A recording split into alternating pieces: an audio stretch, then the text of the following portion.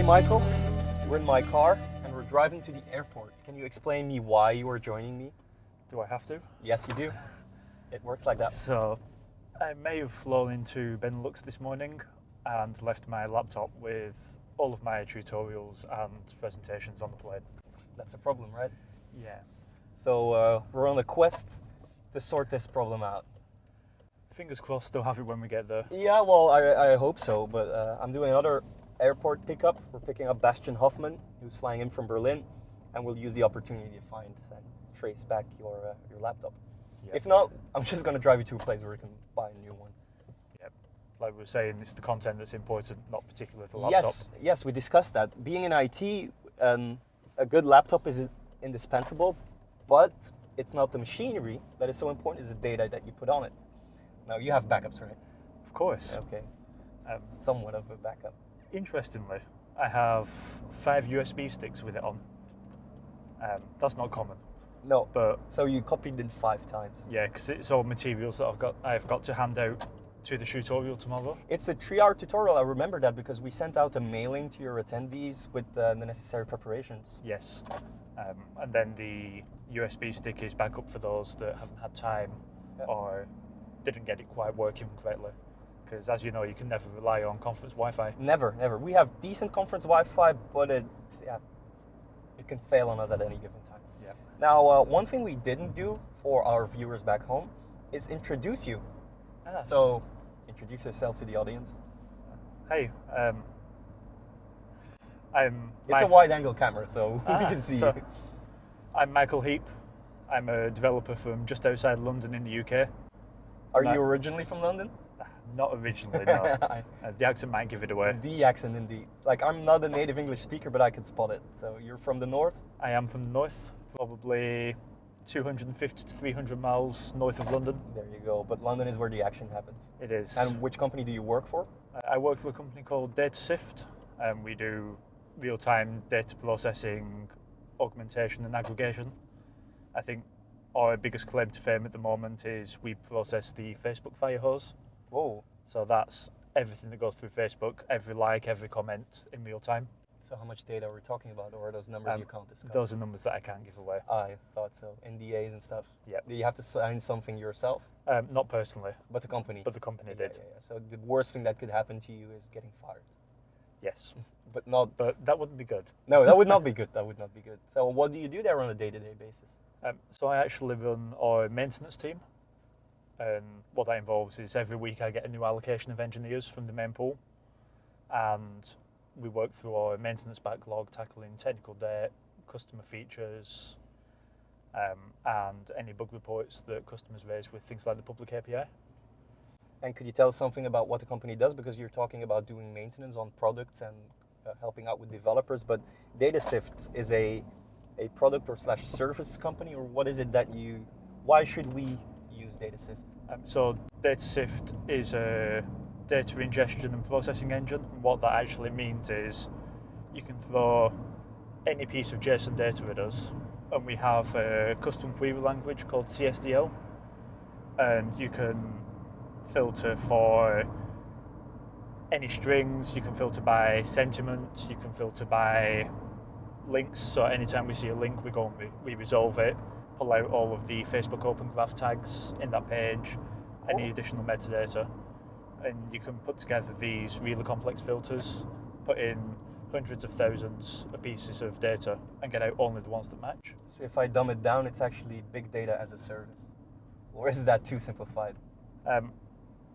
Yeah, I'd say it's pretty close to the mark. I used a couple of hype terms there, as a service and big data, You all did. in one sentence. The only thing I would say is it's not built on top of Hadoop. Oh, it's not? It's not. Can you discuss or disclaim on what it is based, or is that?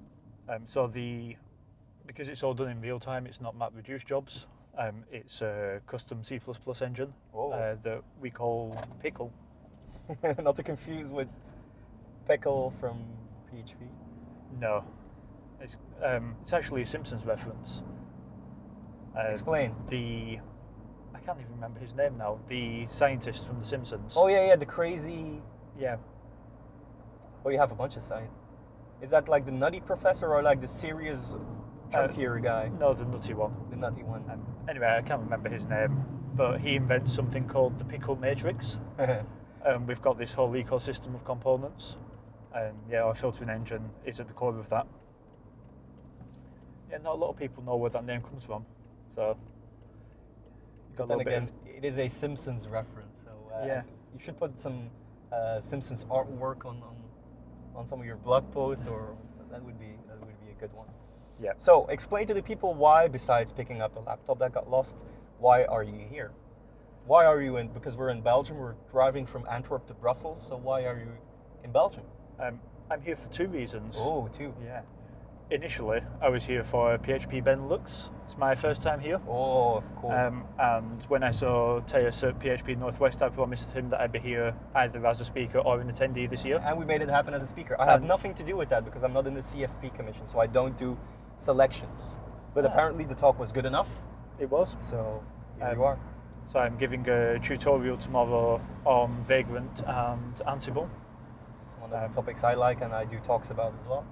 It's one that I've given a couple of times before. I'm looking forward to giving that one. Which is comfortable, right? Because you don't have to do much preparation, it's just execution. Yeah, that's why I'm not worried about if my laptop isn't there, because I know I've given it before. There you go. And there is a second reason why you're here, apparently.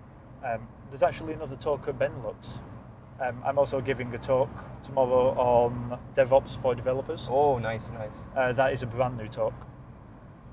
So I'm looking forward to seeing how that one goes down and looking at the feedback on joined in afterwards. How long are you staying for? Just until Sunday. So Sunday morning you're out again, flying back to London. Yeah, to London. Yeah, Sunday evening. After I leave Benelux, I've got to call into FOSDEM. Oh, yeah. That's another big thing. We're aligning, like usually we align just fine with FOSDEM. For those of you who don't know FOSDEM, it's one of the biggest open source conferences in Europe. It's in Brussels, so not that far from Antwerp. And it draws, I would say, more than 1,000 people. Yeah. A lot more than 1,000 people. So it's one of the biggest things. And usually we are the week before FOSDEM. So basically we don't have an issue. But FOSDEM was a bit quiet on their date for 2016. So we went ahead and picked a date. And apparently we're the same weekend. So we're overlapping with FOSDEM.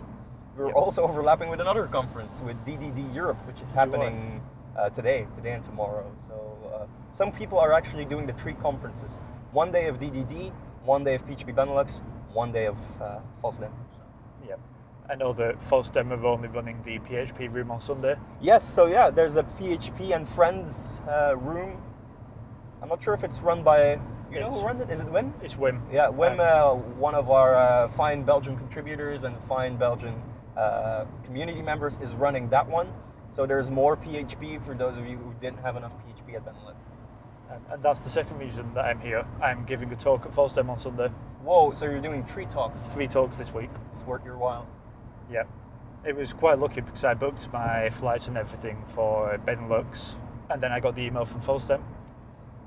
We had a little chat and it turns out they can fit me in before my flight home. Oh, nice. So you have 0 room for error. Yeah, it's going to be get to Brussels. Fortunately, I'm flying out to Brussels anyway. So get there. And why the flight? Because I find I go to London 2 or 3 times a year, and flying is the least efficient way of doing it. Yes. In my book, like according to me. So last time I came to Brussels, I got the Eurostar really easy. But this time it was actually because I could spend Avios. Ah, there we go. One of my favorite hobbies in the world. Yes. The world of frequent flying. Like, I'm pretty sure I'll do episodes with people on frequent flying. Yep. So you're spending good old Avios on it. Yep. You probably paid a lot of surcharges. It wasn't too bad. I got a return flight for £50 in business. Okay, that's good. That's good. £50 is good. I once spent, I think, 1,200 euros on 2 first-class seats on with Avios. So you think you're giving out the miles and you have a free ride, but that's not the case. The only thing you are not paying for is the actual flight, but all the things that the airlines owe to the airport, the government, you still have to pay for that. And they add some. So they have these tricky things called like the fine print. It's called it's a code called YQ, which is a code they use for so-called fuel surcharges, and they're really expensive, especially when traveling with BA flying out of London. But then again, the fuel prices have dropped, so Yes. why are these increasing? It's just a way to make money. Yep. No. So you are a somewhat of a frequent flyer? No, I actually get Avios with my credit card, Oh, that's nice. and I'm the go-to guy at work for expensing things Oh. because no one else wants to put the effort in. And wants to front the money to get it back Yeah. with expenses. Yeah, I get that. Whereas I'm not too bothered. I'll stick it on the card, get the reward points. Yep. I have a credit card myself for Brussels Airlines, so I get in the Miles and More program earn a bit every now and then. But the Avios is pretty nice, and they have good partners. Like I'm sitting on a chunk of Avios that I would love to use on either Qantas. Yep. But then again, they're Emirates flights. Yeah. They're co-sharing with Emirates, or what's it called again? Cathay Pacific. That's I a good don't one. know them. That's a really good one. Flies to Hong Kong. Okay. So that's a lot of fun. So you just spent the Avios, paid £50 Yeah. and comfortably in business. Yep. Went to the Galleries Lounge I did. in Heathrow Terminal 5. You know it well. Yeah, I've been there a couple of times. Flown the BA business class and first class product before. You know, the first talk of yours that I ever saw was at Devs Love Bacon. Oh, you were there? I was Devs there. Love Bacon? Yeah. So once I did a Devs Love Bacon, for those of you who don't know, was an event that was run in London and was about developer lifestyle. So not about development purely, but about things that developers like. And that was like their subtitle, like the subtitle of the event is, or the caption that you could put near the picture is, things that developers like. And I submitted a frequent flyer talk. I don't fly extremely much. Like I've lost all my status. Yep. I have 0 status anymore, but I still apply the tricks to get it done. The clean tricks, also the dirty tricks. So how was the experience at Heathrow? Because even though you're in London, like on the way back, if you're flying back, you're home, so to speak, but you're in Heathrow, which is quite a distance from where you need to be, I guess. It's not too bad. It's about 25 minutes door to door. With the tube or the Heathrow Express? Neither, with a taxi. With a taxi. Okay. Yeah. Okay, that's fine. That's actually a good reason. And in that way, maybe it could be more beneficial to you than just take the Eurostar to St. Pancras and then take the tube out of London again. Yeah. No, we have an arrangement at work where if we're doing conferences, the company will pay for door-to-door taxis. Yeah, that's good. That's good. Yeah, I have such an agreement myself. I have a credit card, and when I have these kinds of expenses, either transportation, food, or drinks, or travel, accommodation, it's just expensive if it's a reasonable amount. Yeah. You don't want to be booking those private cars, those Addison Wesley cars, or No, you don't. wanna be I wouldn't want to get those anyway. No. You get an Uber, so Uber. Yeah, Uber's actually Uber really Black. taking off. Yeah. It's quite big in London now. I've done it in London a couple of times. Really good experiences. Yeah, I'd never used it before, but I was in San Francisco with work last September, and I thought, tell you what, I'll give it a go. And it was a really nice experience, very smooth. What did you take, Uber Pop or Uber? What's the other one called? Uber. You have the Black, you have the Pop, you have the Uber SUV. SUV. Oh, you took the SUV one. So we did take SUV once. There was quite a lot of us. We took SUV, but most of the time when it was just me, I actually rode Uber Pool, which is the one where you ride with someone else. It's quite cheap by then, I guess. Yeah, so I was there the same week that Dreamforce was on. And for those of you that don't know, Dreamforce is a huge conference in the US. It's run by Salesforce. And I think it was something ridiculous like 40,000 extra people in San Francisco that week. Which means that hotel rates went to the sky. Yep. I couldn't get a hotel. $400 or so, or more per night, probably. I couldn't get a hotel anywhere. We actually ended up subletting in an Airbnb. But it meant that the Uber surge pricing was at 2, 3, 4 constantly. And Uber Pool was fixed price $7. No, that works. So I thought, fixed price, no matter where I want to go in San Francisco, and I get to chat to whoever gets in. Yeah. Like, I met some quite interesting people. That's what I like about Uber. Like, I'm also the chatty type. So what I do whenever I take an Uber is I sit at the front seat. I never sit in the back. I always take the front seat, and I start chatting with whoever's driving me. Yep. Whereas in a taxi, I wouldn't do that so much because a lot of dodgy folks drive cabs. Not in London. London is fine. London has an excellent reputation in my book when it comes to taxi drivers. Yep. They won't rip you off. They're not scumbags. I only learned recently that to become a black cab driver in London is really hard. Apparently there's all kinds of different legislation and checks, but there's also what's called the knowledge. About the shortest route, is that the one? Yep. And Do it's you all have to about do an exam? Yep. It's all about local knowledge and the back roads, what roads are busy at what times. And apparently that's an actual part of becoming a qualified London cabbie. But that does not apply to Uber, because I've been in Uber Blacks where the driver wanted to know the exact address and the postal code and the area code, because otherwise he couldn't be able to find it, so he relied 100% on his GPS.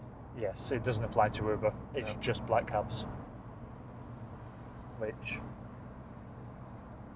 can be an issue sometimes, but the convenience, I just love using the app.